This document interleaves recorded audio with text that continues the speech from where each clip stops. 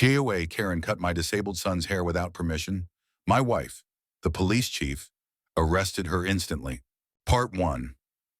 It started with a scream, not a loud one. Not the kind that makes the neighbors run out into the street. Just a small, stifled cry, sharp, confused, and utterly wrong. It came from my son, Jaden. I was halfway up the sidewalk with a bag of groceries when I heard it. I dropped the bag instantly. Apples rolled across the driveway. I didn't care. What I saw next stopped my heart cold. Jaden, my 10-year-old boy, sat frozen in his adaptive stroller, eyes wide with shock. His curls, those soft, careful coils I brushed every morning, were scattered in chunks across the pavement. Standing over him with a pair of silver shears was her, Karen, a woman I'd seen patrolling the neighborhood with a clipboard and a fake smile, always dressed in khakis, always quoting section this and policy that from an HOA that no one ever voted for. But this time, she wasn't quoting codes. She was cutting my disabled son's hair, and she'd already gone too far. I ran. Not walked. Not jogged. I ran. "Stop," I shouted. She turned halfway, unfazed, like she was watering flowers. "I'm fixing it," she said calmly. He was in clear violation of HOA Code 12F. Uniform appearance. His hair was unsanitary, overgrown, unruly, and frankly, a health hazard. I stepped between her and Jaden. He flinched when I got too close. That's when I knew he was scared of me, too. Because whatever she had said or done while I wasn't there, it made him question everything. "Drop the scissors," I growled. She tilted her head. "You're overreacting. I'm helping." Helping, my voice shook. "You assaulted a child. My child. A disabled child. He's on community property," she said, "which makes him subject to appearance standards." I looked at her hands, still holding the scissors. And that's when I remembered what day it was. Tuesday, which meant my wife was on her lunch break. And just a mile away. I didn't call 911. I called her. "Come now," I whispered. She touched him. My wife didn't ask questions. She hung up. 8 minutes later, a black SUV screeched to a stop at the curb. The driver's door flew open. Chief Danielle Holt stepped out. My wife, 5'9", muscle-packed from morning PT, braided bun under her regulation cap, her badge already clipped to her belt. The real kind. The air shifted. Karen's smug look cracked. "Is this her?" Danielle asked. I pointed. Karen opened her mouth, but she never got a word out, because Danielle, in full uniform, was already moving fast, precise. She grabbed the scissors, clicked them shut, bagged them. Then she turned to Karen. "You are under arrest for battery against a disabled minor. Place your hands behind your back." "What?" Karen shrieked. "I was following HOA protocol." "You're not law," Danielle said calmly, pulling the woman's arms behind her. "You're barely paperwork," Karen squirmed. "You can't arrest me, I volunteer." "That's the problem," Danielle said. "You think your clipboard gives you power? It doesn't. Not here. Not on my watch. And never on my son." The cuffs clicked shut. Jaden looked up, blinking. Danielle dropped to her knees beside him, eyes softening. "I'm here, baby," she said. "She's not gonna touch you again." He nodded, then reached up tiny hand brushing his uneven hair. His face crumpled. "It's gone." Danielle pulled him close. "No, sweetheart, not all of it. And it'll grow back. But what matters most, you're safe." Karen was booked that day, charged with assault and battery of a disabled minor, harassment, unlawful detainment. She'd blocked Jaden's chair from rolling away, impersonation of legal authority. The charges hit local news before sundown. The headline, "Fake HOA Enforcer Arrested for Cutting Disabled Child's Hair." Police chief was the mother. The community was stunned, but we weren't, because we knew what had been building for months. Karen had been escalating. First it was noise complaints when Jaden laughed too loud. Then it was notes about excessive medical equipment visible from the porch. After that, it was a warning for chalk drawings on the driveway. We had filed 3 complaints, all ignored, because the HOA wasn't real. It was a private Facebook group, run by Karen and three other self-appointed enforcers. They printed letterheads, made up by laws, walked the block like it was a military zone, and now one of them had crossed a line so hard the whole state was paying attention. We stayed quiet the first 24 hours, tended to Jaden, cleaned up the hair, talked to a therapist, filed the restraining order. But by the second day, we had reporters calling from L.A., New York, even the U.K. We turned them all down. Until Ava Morales called, the same civil rights lawyer who had stood with Staff Sergeant Johnson against another HOA terror not long ago. She asked for 10 minutes. She got 2 hours. The lawsuit was filed that Friday. Holt v. Karen Dawson and the Summer Ridge Volunteer Enforcement Committee. The charges: assault, discrimination against a disabled minor, civil rights violations under the ADA, and emotional trauma inflicted on a minor. We didn't sue for money. We sued to burn the whole rotten system down. Jaden didn't speak for 2 days. He wouldn't leave his room, not until Danielle brought home a mirror and sat beside him. "You still see you?" she asked.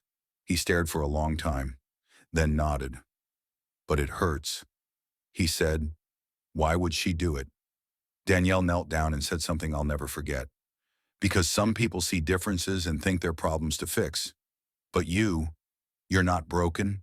You're beautiful. And now, everyone's going to know it." We posted the footage 2 days later. Security camera. Clear. Time-stamped. Karen kneeling beside Jaden. Scissors flashing. Jaden saying, "No." Her replying, "It's for your own good." And snip, the world exploded. Part 2. You never expect the entire country to know what happened on your driveway. But within 48 hours of uploading the video, our front yard had become the epicenter of a national reckoning. Jaden's video, the clip showing Karen cutting his curls, his soft plea of "please stop." Her reply of community standards hit a nerve no one could ignore. 50,000 views turned into 2 million. By the end of the week, 12 million. And with it came outrage. The hashtag #HandsOffJaden trended on Twitter for 3 straight days. People from every corner of the country shared their own experiences. My autistic daughter was forced to change her hairstyle at school because it was too distracting. My HOA said my son's mobility ramp ruined the neighborhood aesthetic. We were told to keep my brother's medical oxygen tank indoors for visual cleanliness. What started as a local injustice became a national outcry, a cry against fake authority, against control dressed up as policy, against the erasure of children who looked, sounded, or moved differently. Karen's name trended, too, but for all the wrong reasons. Screenshots surfaced of emails she sent to the Summer Ridge Volunteer Enforcement Committee, a group she ran through a private group chat labeled Neighborhood Restoration Crew. One message read, "If we don't hold the line, these special needs parents will keep lowering the bar for everyone. We need to start documenting violations more aggressively." Another said, "That boy's hair is unkempt. If the parents won't clean it up, we'll do it ourselves." Public opinion shifted from outrage to rage. Ava Morales, our attorney, moved fast. She secured affidavits from 4 other families in the neighborhood who had received harassment from Karen and her crew. One mom had her son's sensory swing ripped down from the backyard. A father with PTSD had been cited for flags causing visual overstimulation. A black family was told their daughter's beads clashed with the HOA's color palette. Each case followed the same pattern: false authority, no legal charter, and shame as a tool. Ava compiled it all into a civil complaint that was airtight. The local news station ran a profile on Jaden. We were hesitant at first. He'd only recently begun smiling again. Danielle had let him pick out a beanie from the police station's lost and found Ben a purple one that he refused to take off. But he said yes. "I want people to know I didn't do anything wrong." In the segment, he sat in his chair, the beanie low over his healing scalp, a stuffed tiger on his lap. When asked what he wished adults knew, he said, "Just let us be who we are. Don't fix us. We're not broken." People wept. We knew because we got thousands of emails that night. Karen, Meanwhile, disappeared. After her initial arrest and booking, she'd posted bail and gone silent. No interview, no public apology, no statements. But her neighbors spoke. Two said she'd tried to rally them behind her, claimed she was fighting for neighborhood standards. Most didn't respond. One man told reporters she touched that boy. That's not community, that's control. Ava pushed forward with the lawsuit. We filed for damages, but also for systemic change. We requested a permanent restraining order for Jaden, legal dissolution of the Summer Ridge Volunteer Enforcement Committee, new state guidelines around neighborhood codes involving children with disabilities, mandatory training for neighborhood associations that claimed ADA exemptions. This wasn't about revenge. It was about protection. It was about the next kid. One night, as we sat together at the dinner table, Danielle looked across the plates and said, "I keep thinking about the other parents who don't have a badge." I nodded. That's why this matters. Jaden looked up. Will she cut anyone else's hair? Danielle got up, walked around the table, and kissed his cheek. No, sweetheart. We made sure of that.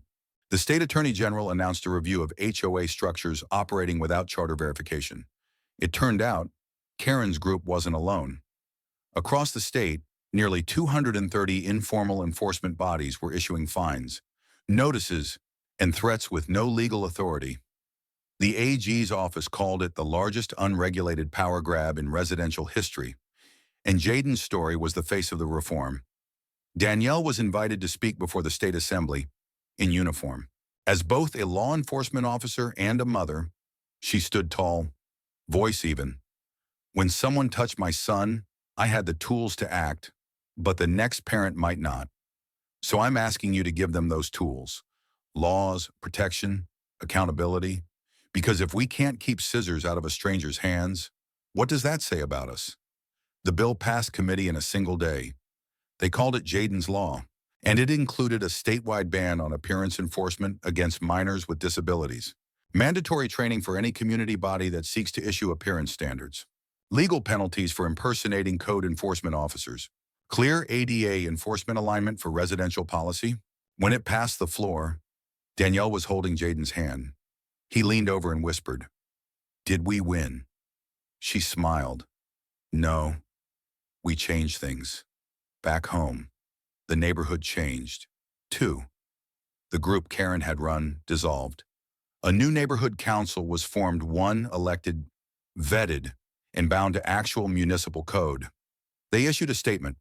"We apologize to the Holt family and to every family that suffered. Going forward, this community will be built on dignity, not aesthetics." The beanie came off the next week. Jaden stood in front of the mirror, Danielle behind him, and smiled. His curls had started to return. Soft, uneven, perfect. "I look like me again," he whispered. Danielle hugged him. "You always did." We held a neighborhood gathering the next Saturday. We called it Celebrate the Crown. Families came with their kids disabled, neurodiverse, in chairs, on crutches, with walkers and speech pads and glitter in their hair. We had cupcakes, a bounce house, a decorate-your-own-hat station. Jaden made a new beanie. It read, "My hair, my crown." That night, as the stars came out, Jaden looked up from his bed and asked, "Do you think she still thinks she was right?" Danielle didn't answer right away. Then she said, "Maybe. But it doesn't matter anymore, because everyone else knows she was wrong." He smiled and slept soundly. Part 3. When a bill gets named after your kid, you think it'll feel like closure, but it's more like opening a door. One you didn't know needed unlocking until a stranger stepped onto your lawn and tried to redefine your child. Jaden's Law passed in record time, but the battle it sparked was just beginning. Because once the law went public, states across the country started asking the same question. How many Karens are quietly making children feel unworthy where they live? The day after the governor signed Jaden's Law, our mailbox was stuffed with letters. Some came from families we knew: a mom in Austin, a father in Denver, a grandmother in upstate New York. Others were handwritten in shaky penmanship, sealed with prayers or pressed flowers. One from Louisiana simply read, They tried to make my son cut his hair before entering the community pool. I didn't have the words. Thank you for giving them to me. Jaden opened each envelope with care. He didn't read them all aloud. Some he just folded back up and kept close, as if collecting proof that what happened to him mattered beyond our front yard. Danielle's face showed up in news articles across the nation. Police chief brings down rogue HOA with one arrest, Jaden's Law, the start of a new rights movement. She was invited to speak on national panels law enforcement conferences, ADA rights symposiums, disability advocacy town halls. She refused most, until she got the invitation from DONC, not Congress, not yet, but a national task force on ADA enforcement in residential communities. I asked if she was nervous. She just tied her braid tight and said, Jaden fought harder than I'll ever have to. We drove up together. Jaden sat in the back seat, his curls now just long enough to tickle his eyebrows again. He was humming to himself, that song from Encanto that he used to play on repeat. When we passed the state line, he asked quietly, do you think she ever thought about what she did? Danielle didn't answer immediately. She was gripping the wheel tighter than usual. Finally, she said, maybe, but the world moved on without her permission. Jaden nodded. That's enough. At the ADA hearing, Danielle didn't speak as a police chief. She spoke as a mother. She brought the scissors, sealed in an evidence bag, set them on the podium, and said, this pair of scissors nearly took more than my son's hair. It tried to take his pride, his peace, his sense of safety in his own body, and it did so under the banner of community standards. But community without dignity isn't order. It's oppression. The room was silent. Then the first clap came from a state senator in the back, then the next, and the next, until they all stood, not for the scissors, for the mother who knew what to do when they were pulled. Jaden's Law became the model for federal recommendations around community enforcement limits. It inspired a Department of Housing and Urban Development memo mandating HOA ADA training, a Department of Justice grant for local governments to audit HOA power structures, a wave of state-level bills limiting appearance enforcement that targets disabilities or neurodivergence. And for once, no one had to fight alone. Jaden didn't stop either. He started a podcast called Crown Talk with other kids from his school. They talked about wheelchairs, about speech delays, about hair, about being watched in grocery stores, about being called less than. Each episode opened with Jaden saying, your difference is not the problem. The rule that doesn't fit you is. The first episode hit 100,000 plays in 2 weeks.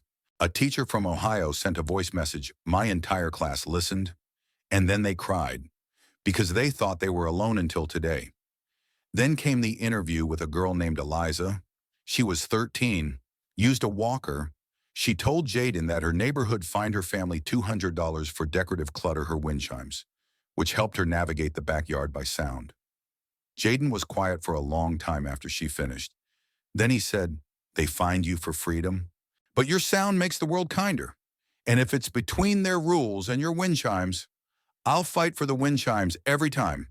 A month later, Eliza's HOA board was replaced entirely, the fine refunded, and her wind chimes. They multiplied. Dozens of neighbors hung their own in solidarity. Back home, things settled. The porch grew quieter, but the mailbox kept filling with letters. Jaden taped one to his closet door. It was from a 9-year-old boy in Arizona. He wrote, I used to hate my wheelchair, but now I think maybe it's my superpower. Jaden circled that line in blue marker, then added his own note beneath, same, Karen. Her court case was set for the fall. The DA offered a plea deal, no jail time, but a public apology and a permanent community ban. She declined. She wanted a trial. She said the arrest violated her civic rights, said she was just trying to help. Danielle shrugged when we read the article.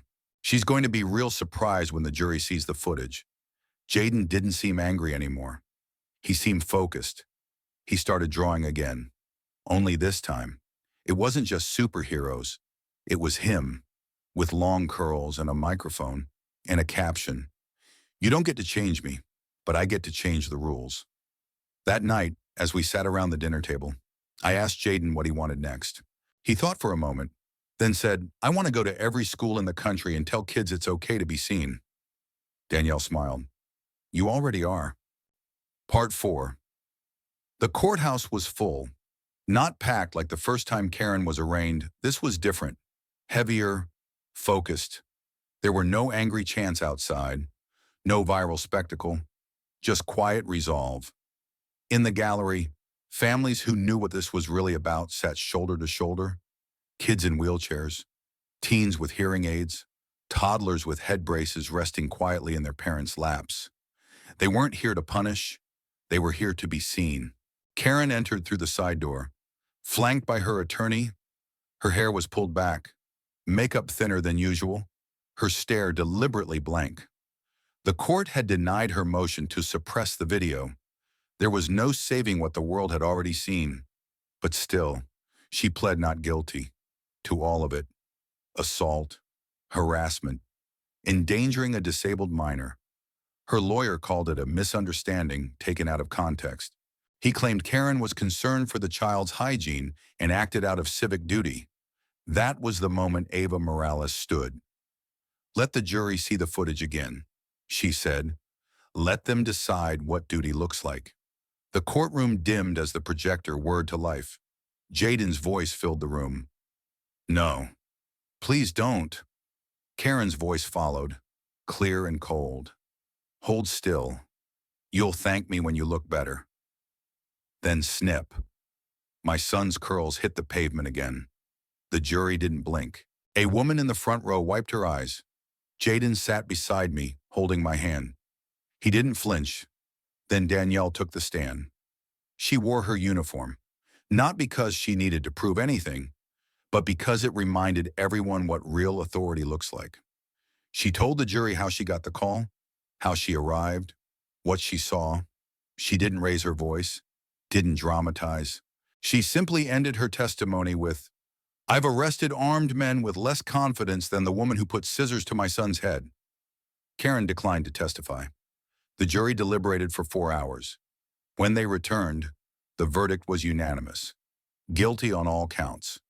Karen was sentenced to 18 months probation, 200 hours of community service, and a permanent ban from participating in any community oversight group in the state. She was also ordered to attend disability empathy training. When the judge asked if she had anything to say to Jaden, she looked away. Jaden, however, looked right at her, and he smiled. Outside the courthouse, we didn't celebrate, not loudly, not the way social media expected. We just stood together. Danielle, Ava, Jaden, and me. 4 people who had walked through the fire and come out carrying something stronger than anger. Change. The school invited Jaden to speak at the year-end assembly. He wore his Crown Talk hoodie. His curls bounced as he rolled onto the stage. He looked out at the crowd, kids in all shapes and colors and challenges. And he said, they made rules that didn't include us, so we made better ones. They tried to make us quiet, so we got louder. They cut our hair, so we told the world why it matters. The auditorium rose to its feet, not just for Jaden, but for every kid who ever sat on the sidelines of someone else's normal. Back at home, the community took things further. The fake HOA was replaced by a community inclusion council made up of parents, advocates, educators, and yes, kids like Jaden. Their first action, a statement. We affirm that no person shall be evaluated, penalized, or corrected based on natural appearance, medical needs, or expressions of identity. Ever again. Their second A mural, painted on the rec center wall by Jaden's art class. It showed a boy in a wheelchair, arms raised high, curls flying in the wind like a superhero's cape. Across the top, in bold, my hair, my crown, Danielle was nominated for a state award for justice leadership. She declined the ceremony, but accepted the plaque. It belongs on the wall where we can see it, she said. It hangs now in Jaden's room, beside his growing collection of beanies and drawing pads. Karen moved away, quietly. We don't speak her name anymore. Not out of fear, but because her story isn't the one we carry forward. Jaden's is. Jaden turns 11 this month. He wants a party. He wants his curls braided, his wheelchair decorated with streamers, his podcast crew to record a special episode. He's calling it How We Rewrote the Rules. I asked him what he plans to say. He thought for a moment, then said that no one's allowed to fix what they don't understand, and that the next time someone reaches for scissors, I hope they reach for acceptance instead. That night, I watched him sleep, his curls spread across the pillow, his fingers curled around the corner of a picture one Danielle had taken the day the court verdict came in. It showed him, smiling, beneath a banner that read, "He loved his hair, and now so does the world."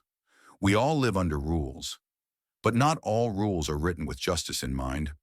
Some are born of fear, of control, of trying to force normal into places where it doesn't belong. But every now and then, someone brave enough, someone small, someone quiet, someone different says no, and that's when the rules start to break. That's when they bend toward kindness, toward visibility, toward truth. Jaden didn't just get his curls back. He got the power to shape how others see kids like him. So let them try to cut us again. We'll grow back stronger. We always do. The end.